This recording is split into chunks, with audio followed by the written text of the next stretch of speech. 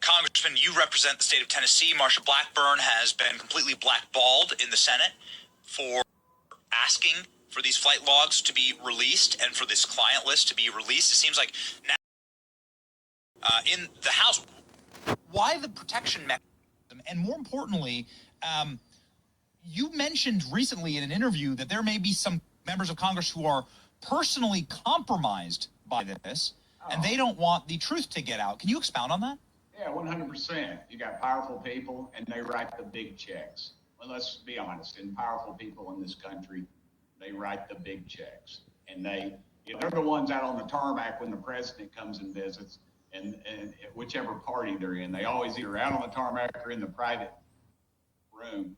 They're the ones that write the big checks. They don't care who's in. They hate this country. They hate what we're about, but they love their portfolios and they love their money more than they do anything else. And they protect it, and they protect the people that do that. And by doing so, the old honeypot, the Russians do that, and I'm sure members of Congress have been caught up. Why in the world would good conservatives vote for crazy stuff like what we've been seeing out of Congress? It's how it works.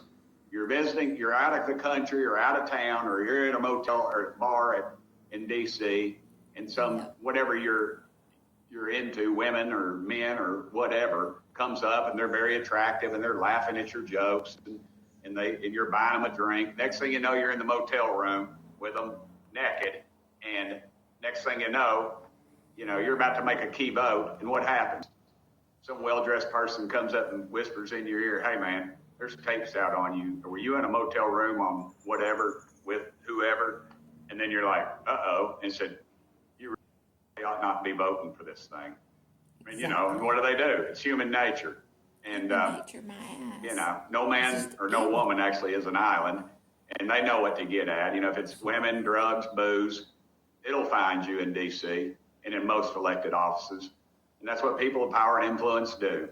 And it's just, I've been in this game my whole life. I spent 16 years in the state legislature in Tennessee and 8 years as county mayor, and now I'm in my 5th year of Congress. But it's just